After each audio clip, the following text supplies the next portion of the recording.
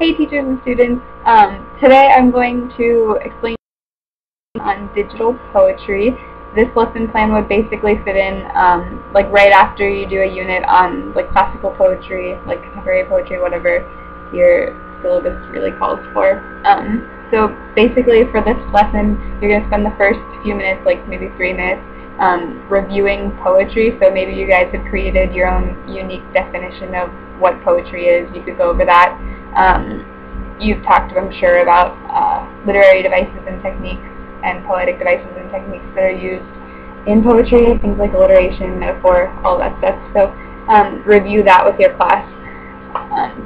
And then you're going to introduce digital poetry. You'll explain how digital poetry is like a combination of technology, which is a thing that your class will love, and poetry. Writers are able to combine like all different types of media elements, sound, video, words, movement, interactive, like game type stuff, and how poets can use that to create like a completely unique experience when reading poetry. You can explain its benefits to writers, which is that like there's not the normal limitations of print. You can explain the benefits to readers, that it's like a completely independent, like completely different experience that's intensely personal, where you can't normally do that with print. I think that high school students would enjoy it a lot.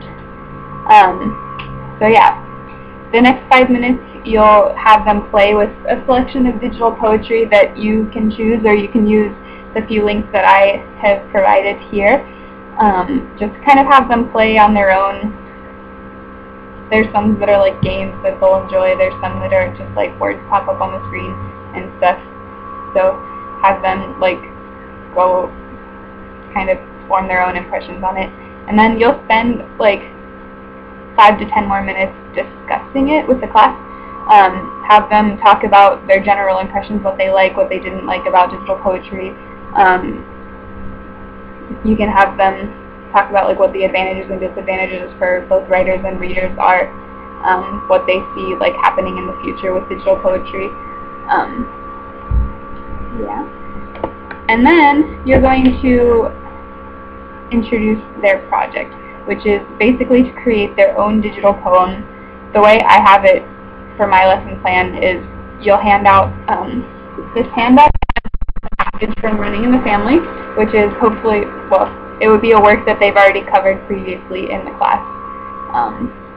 So basically give them this handout, talk about how they're going to create their own digital poem by cutting out words and phrases that they like in the passage that you give them, and they can like rearrange the words, pick ones that they think are like particularly meaningful or that speak to them, and they can use like images that you provide on the back of your paper, or you can tell them to look online for their own, and then they can create like a little mock-up of their own digital poem. They can do it like physically on paper, like highlight or cut out words with scissors, or if they're like really tech savvy, they can use a Word document, and that make it really easy to like move stuff around. And then yeah, so you'll explain that project to them, and then you'll do like a brief tutorial on Prezi, because a lot of students don't know about Prezi. You can show them specific like features that they can use on Prezi to help display their meaning for their digital poem, like a spiral effect or whatever speaks to their poem the best.